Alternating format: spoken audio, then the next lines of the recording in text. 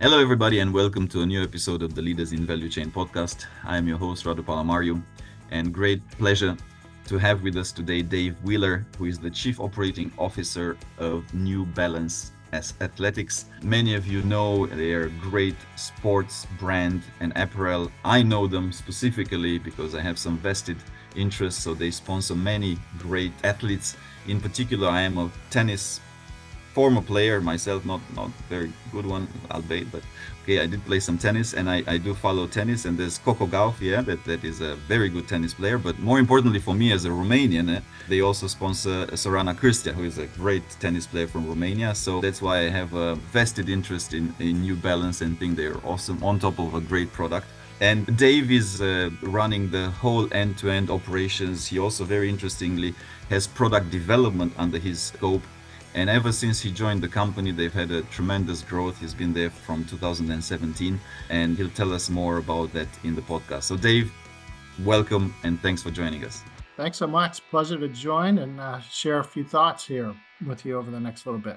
And I want to start because you've had a interesting, to say the least. I think it's an understatement. Your career has been quite unique as far as I have seen you. Right? So you've started as in the U.S. Department of Defense. You literally worked. I don't know if you also flew, but you worked with fighter jets and and the state of the art technology. Then you were at Union Pacific, yeah, which is obviously transport logistics type of a business. Then you went at Cintas Corporation for a long time, where you were doing global supply chain and fleet management, and now since 2017 with New Balance and being part of their board on as a chief operations officer. So, love to ask you, what were some of the inflection points in this career that has spanned quite a bit of different, industries, from defense to transportation to, Cintas was, a combination of services as well as a product to now apparel. Yeah, it's a great question. I'll just start out by saying I'm really blessed to have such a wonderful, diverse career opportunity. And I think if I mention Steve Jobs, he did a great job at a commencement speech. That was actually a graduation speech at Stanford. And if you haven't seen that video, I'd recommend it.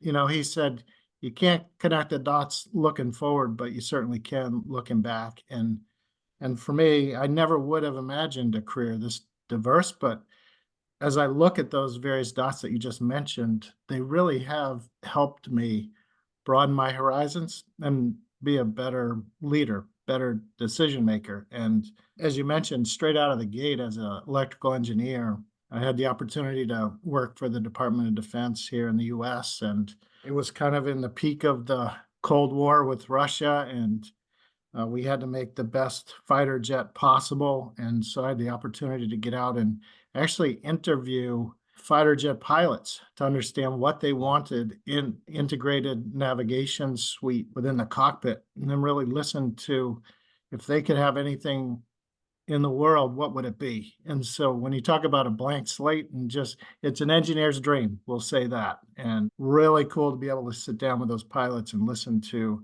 real consumer feedback and then design from scratch what that future fighter jet was going to look like. And so for me, that was an eye opener. And I think so that whole project was just a tremendous, I guess, opportunity for me to make an impact for the country. And that fighter jet is still one of the best air to air fighters in the world. It's called the F-22 Raptor. So that was terrific. I think in that particular project, one thing that really stuck out at me, and I'll mention two things within the F-22 project. First off, we really needed to make sure we had a crypto key that would plug into each aircraft and decipher the code to be able to communicate amongst the aircraft and also, air to ground. And Motorola was the contractor for it. This is back in 1986.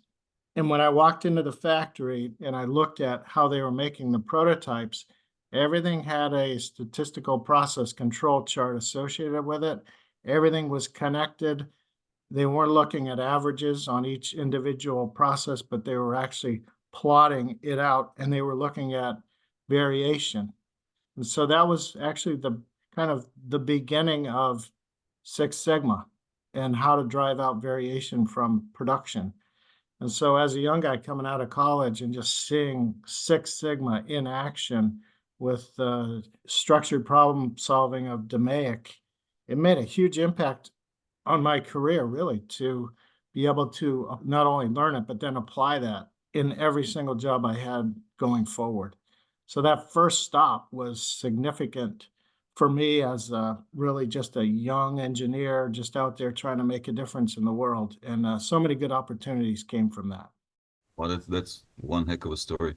And ultimately, if we think pragmatically, fighter jets are, I mean, between fighter jets and probably NASA rockets, I don't think you can get much more technically advanced pieces of manufacturing equipment because they are highly advanced. So yeah, what a story, Dave. I also want to ask you because you've really so over the course of a 40-year almost career. Sorry to make you look old for a second, but That's true.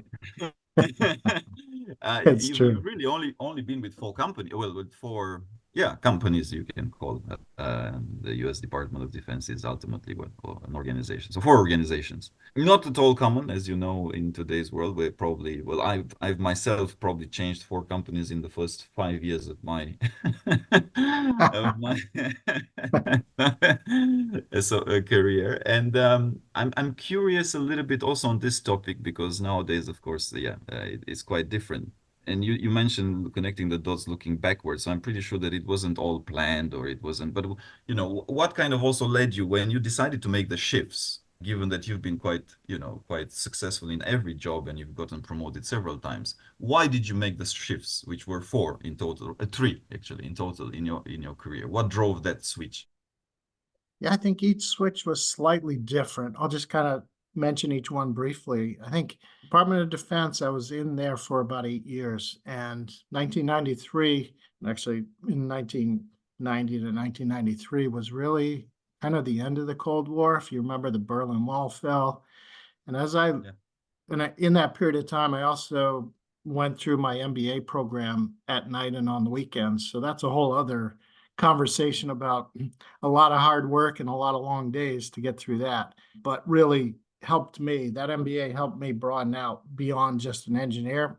Engineering school teaches you how to go deep in engineering, but it really doesn't teach you about business at all. And so between the MBA and my engineering degree helped me become a broader leader, I would say.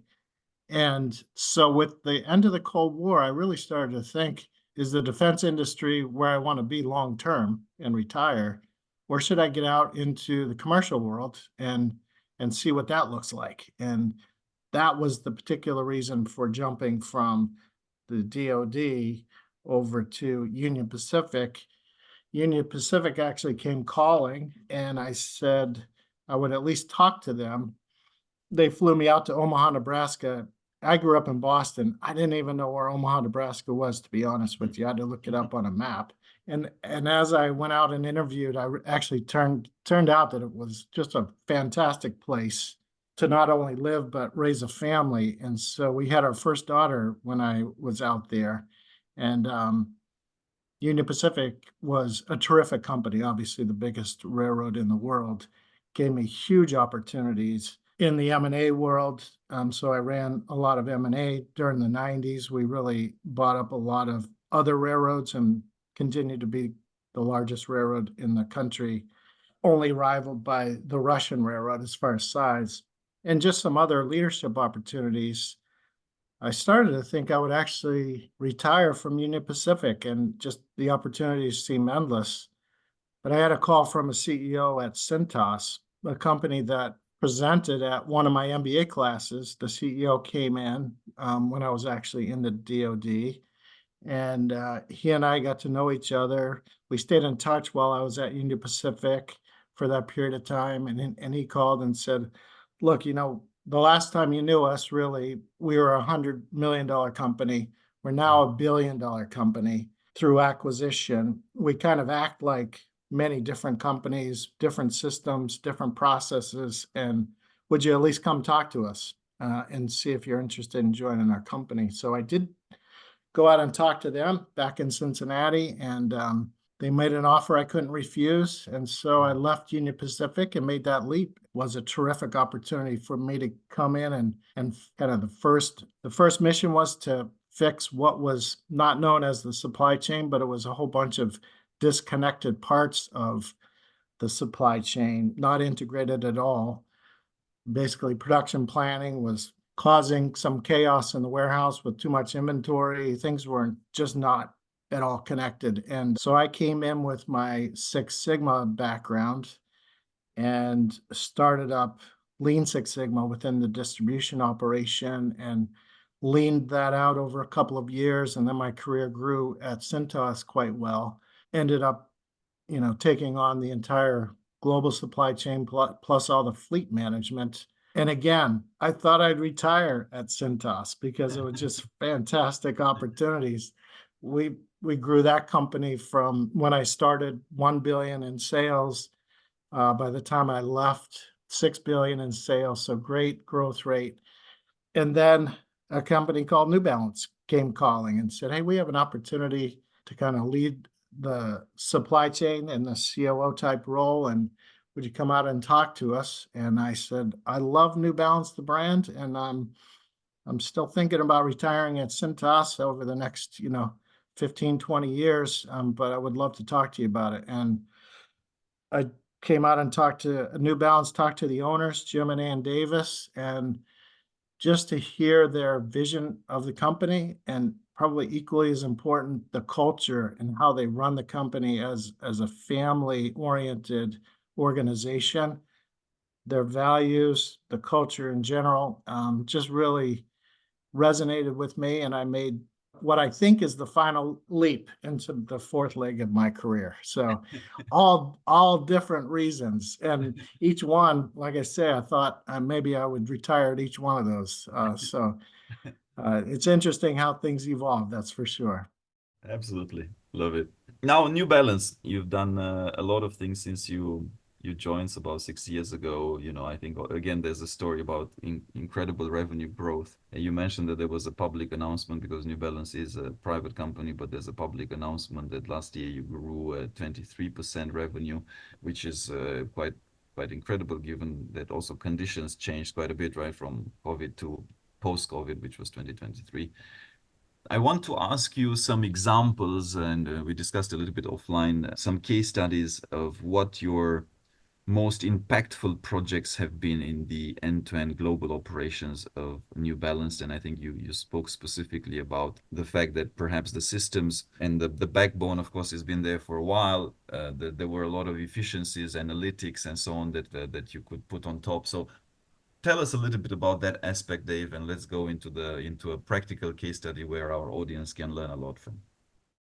Oh, sure thing. Yeah, it's a great question as well. Yeah, so I joined back in 2017, and as I walked in the door, it's the usual, let me take 90 days and assess the situation, and I'll come up with a game plan. And at the top of my list was really focused on system capability because they're 20, 30-year-old systems, legacy systems. And I think, most companies struggle with that as well. I have not talked to any of my peers that say they love the system that they have. It's perfect. And that's just kind of the nature of the system. So, but we currently still have systems that don't really even know that the internet exists, to be honest. I mean, 20 to 30 years old and still running a company at $6.5 billion. And the way that, so when I came in and assessed it, I kind of charted out two paths. One is let's get a new ERP and supply chain planning suite underway. We need a complete replacement for it. That's certainly not an overnight thing when you're a global company and we have 6 different regions around the world. We'll start this new ERP in North America, but then it needs to go to EMEA and then to China and then to APAC. So I knew it would be at least a 4 to 5 year project. So, but we started down that path and that's well underway. I'll mention where we are on that in a second. The second path really was focused on how do we leverage the systems that we have in place now? Because they're not going anywhere. It's still running the company. And this, again, is back in 2017. And so we plotted out a path to create data lakes and ways that we could drill into that data and help run the business in a much more efficient and effective way. And so I'll mention maybe two things. One is master data. We'll call it data quality. I think many companies struggle with that as well. We put in a master data type organization to create governance, to create data stewards for each data type so that we could really have one version of the truth. We had, to be honest, we had meetings where, people would come in with different answers to the same question Yeah. because they're looking at different data sources, and really hard to make good business decisions when you have that, issue underway. And so, how do we get our data so that we have one value, one version of the truth? And then, as I mentioned, we created a centralized database that basically scraped from all these various systems. And that could be SQL, that may have been, just Excel databases, all these different legacy systems, pulling it all together in one Snowflake database. And then we engaged in a couple of programs. I would say probably most prominent, Spotfire. It's a visualization tool and also a drill down capability teamed up with Power BI. Those two really brought us incredible insights based on various business needs, like what is the bias on each individual style that we're out there planning for? How good are we at forecasting? Where can we get better? What kind of data sources could we inject into the demand forecasting process to become more accurate? And so it really helped us become so much better in the supply chain planning world, which in my mind is the nucleus. The better we are within supply chain planning, meaning demand and supply planning, the better the entire end-to-end operation works. And so we really focused there first. Then we have brought in other tools like Python and JavaScript and HTML to really begin more advanced data analytics.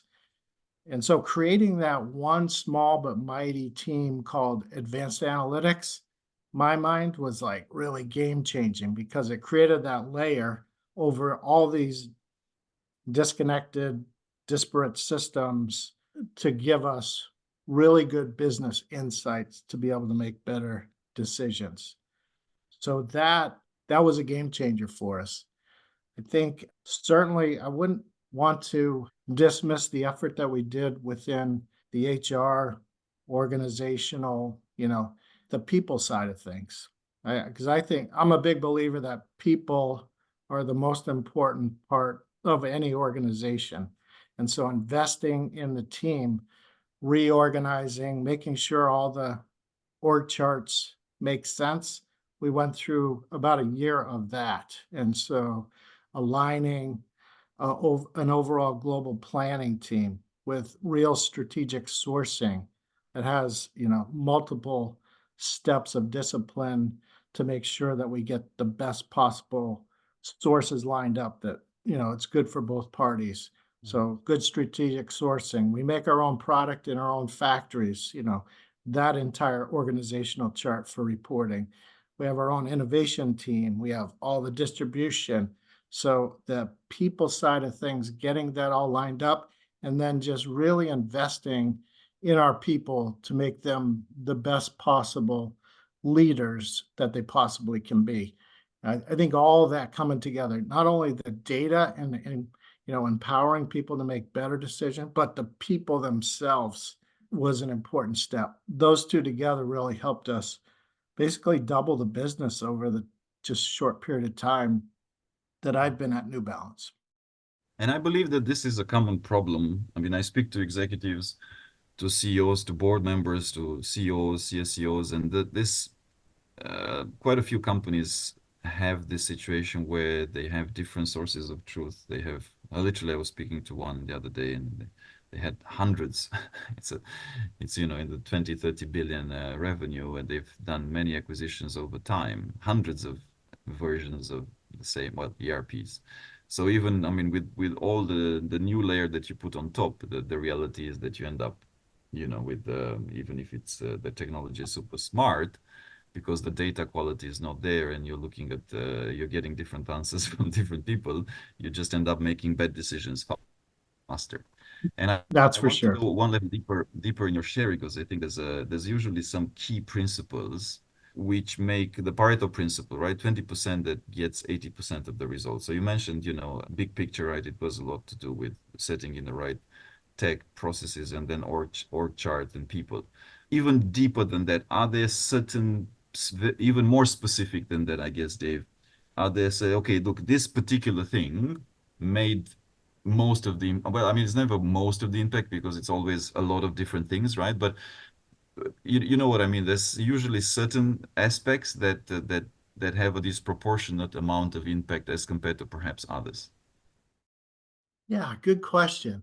I guess maybe I'll mention two because they're kind of tied for first. I think on the people side of things, I kind of came in pretty strong with my, I'll call it school of hard knocks Mm, characteristics that I expect in every single individual, what we call associates, each employee. And so, really sharing those, I have 10 key characteristics of a leader and making sure everybody's on the same page as they walk in the door so that they bring the best version of themselves that I need on the team. And we have one team that's all working together. I think as a leader, it's really important to set the tone and not require everybody to imagine what's expected, but to actually say, look, I need these 10 things out of you. And if they can't get there, well, then let's talk about that. But at least they know what's expected. And I think just being super clear about that as far as characteristics of each individual. And, like the first one is you've got to be coachable and check your ego at the door.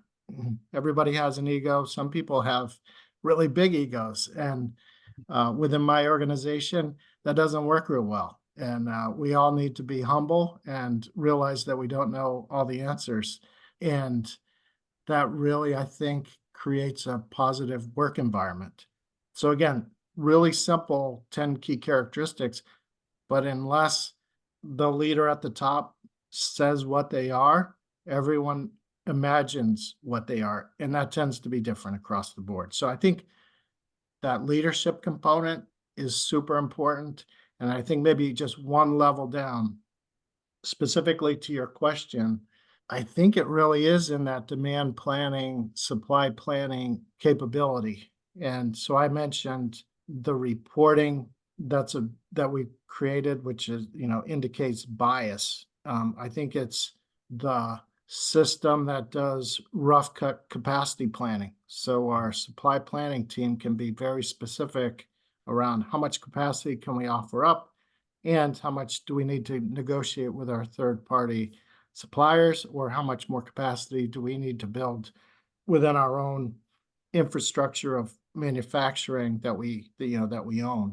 It's the solver capability, which is a whole other program that we created internally that then loads the factories in the most efficient way so that we can get not only the most capacity, but also be able to drive down costs and level out the peaks and valleys that occur on a natural basis. So it's really being super specific within the production planning team seemed to really help us navigate through all those massive peaks and valleys that happened through the COVID years of essentially 2020, 21, 22. And we came out of that COVID phase stronger, far stronger than we were going in 2019. And it might be that part of the, just thinking out on the loud and on the spot for a second, it probably is also the fact that you have, end-to-end operation, product development under you. You have all this big range of functions that report into one strategic COO role. Not all companies are necessarily organized like that. I'm actually curious, was New Balance always did, I mean, I'm pretty sure it wasn't, right? When was the moment that the COO role, right, had all these different pieces together? So specifically, product development sometimes does not sit under the COO, and that can be a big challenge for a lot of organizations. Or there's others, I mean, different industry though, but there's they have manufacturing on one, they have planning and logistics on another one, and then you have procurement. It's a separate. So there's like three different, which obviously contributes to silo mentality, and if you don't have that end to end, it leads to a lot of different challenges. So to me, the structure that you have in place and what you have as your team in New Balance is a great structure, and it helps influence and push through faster and better decisions. But I'm just curious, when was it taken within New Balance that this is a structure that makes sense, and what led to that? I mean, I don't know if it was before your time or if it was with you coming in on as COO. Yeah, I think the benefit of it, first off, is that I can only blame myself, to your point. Everything Yeah. everything is my fault, or everything is successful because of my organization.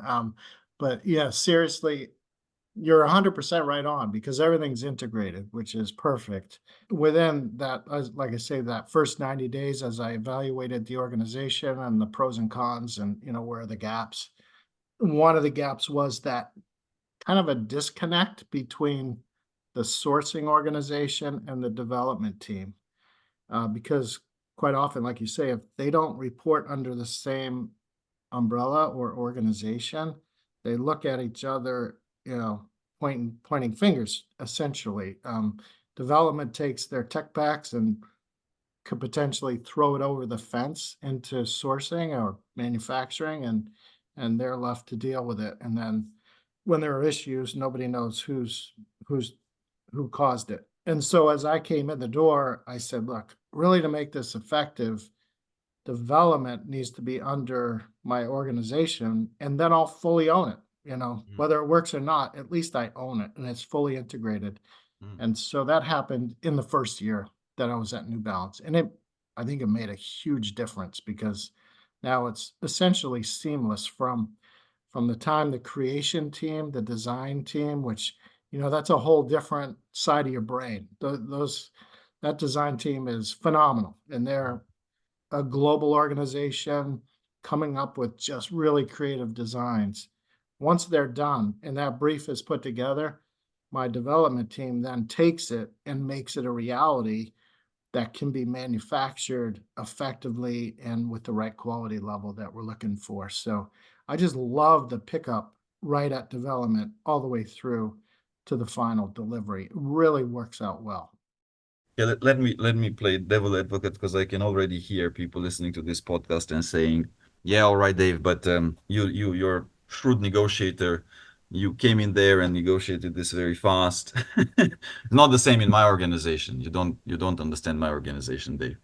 It's we are set up like I tell you specifically, it's an industrial group, right? And then you have planning, logistics on one side, you have procurement on one side, you have manufacturing on the third area of responsibility, and all three eventually roll up to, now I forget, but one of the executive board members. So anyway, if you were one of these three, right, in this type of an organization, how, because there's got to be a way, right? And I want to answer to these people that will are already in a structure that perhaps is already set in that way.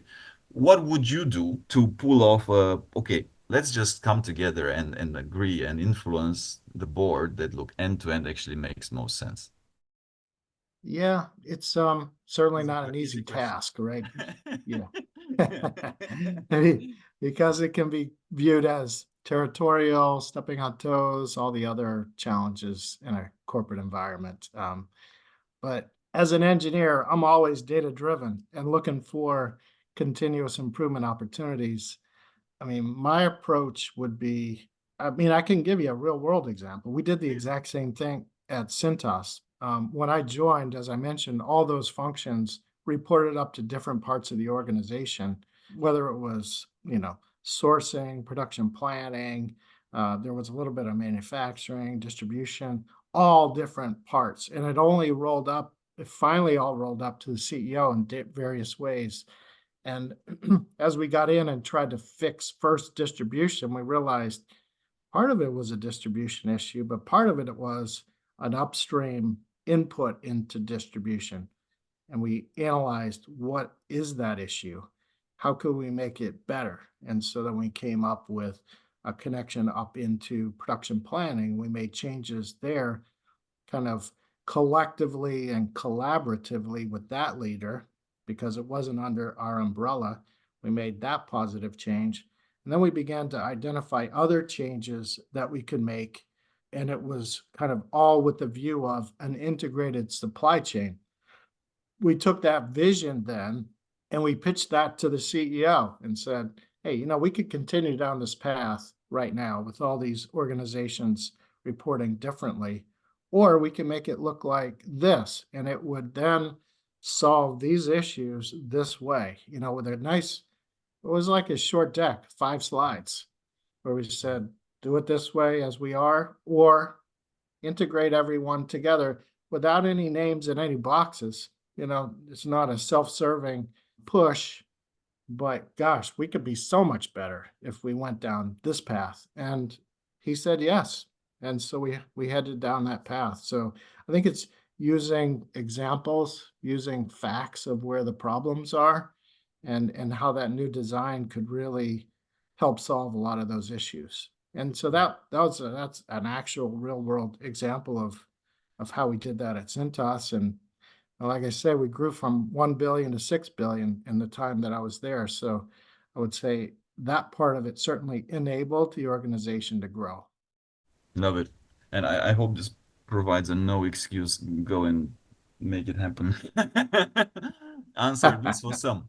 This for some, I'm sure. Final question from me, Dave. So there's a lot of people that are young, starting their careers, listening to this. What would be some advice that you would share to them that made the most difference for you to make it to the executive board, to a C-level position? Yeah, gosh, that could be a full day conversation. Actually, I'll try to maybe just a couple of thoughts would be for me, anyways. I always think about the role that I'm in as a T. So the T across the top is being broad, being aware, and being curious across all parts of the company, not being just siloed into your role. And kind of the vertical part of the T is really about the role that you're in, being the best possible version of yourself, the real craft of that job, being as deep as you possibly can. So, like, I'm going to be the best head of logistics I possibly can. Or if I'm a production planner and I'm doing forecasting, I'm going to figure out how I can get into as much education. I'm going to network across different companies. I'm going to learn from them.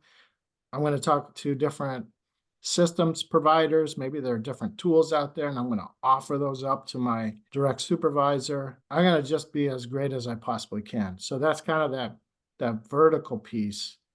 In the meantime, like, how does my role connect upstream and downstream so that I can be as good of a provider as I possibly can, downstream? And then how can I affect upstream into the supply inputs that are coming to me so that I can do my job as well as possible? So I always think about it in that T perspective. That would be one, just be great at your job and be broad. And I think it often gets overlooked, but I'll just mention it again. I think that ego part of it, you know, some people come into the job and I want to be VP tomorrow. That part of it gets in the way, and it doesn't become, you're not a good team player. Your other teammates are, going to become, disconnected. What you want to do is come in and be, a real person every single day and just do an awesome job. Raise up all the good things that you're doing in a kind of a nice, delicate, positive way without having a big ego associated with it. So check your ego at the door and then make sure you understand, where the company's headed, and just do all kinds of support to help the company get there. So those are just a few. Like I say, I have 10 others. I have 10 total, and would be glad to share that at any point in time as well. Actually, I would be really curious to see the 10 principles of leadership at New Balances. There was this, and now I forget how many there were. I think there were 22 or at Amazon. And very similar to what you said, I spoke to the former chief of staff of Jeff Bezos, Colin Breyer, and Colin was there when Amazon was started. I mean, he was there. He joined as the 50th employee. And when I asked him this, 20%, at least 80%, or one of the most impactful things that they did in Amazon, he also, interestingly enough, to your point, he referred to when we set up the principles of Amazon, it made a huge difference because we had distilled basically the elements of our culture so that people can no longer guess what it is, just as what you said, right? Interestingly enough. And we knew, okay, these are the 10 principles at New Balance, right? This is what, a good leader looks like, and it's clear for everybody. They should be on the same page. Secondly, I loved your tea analogy. I mean, what a great one. Be the best that you can at your job, and at the same time, keep your interests broad so that you engage upstream and downstream. Loved it. Loved it. So Dave, been a pleasure, absolute privilege to share with you and today, and thanks for all the great examples. And yeah, let's go Sarana Kristia, Romanian. Yeah, pleasure to join, and yeah, hopefully a couple of helpful insights, and for everybody in the supply chain, let's go. Lots to do. Thanks, Dave. Thank you. Thank you for listening to our podcast. If you liked what you heard, be sure to go to www.elcotglobal.com and click the podcast button for all the show notes of the interview. Also, subscribe to our mailing list to get our latest updates first. If you're listening through a streaming platform like iTunes, Spotify, or Stitcher, we would appreciate a kind review. 5-star works best to keep us going and our production team happy. And of course, share it with your friends. I'm most active on LinkedIn, so do feel free to follow me. And if you have any suggestions on what to do and who to invite next, don't hesitate to drop me a note. And if you're looking to hire top executives in supply chain or transform your business, of course, contact us as well to find out how we can help.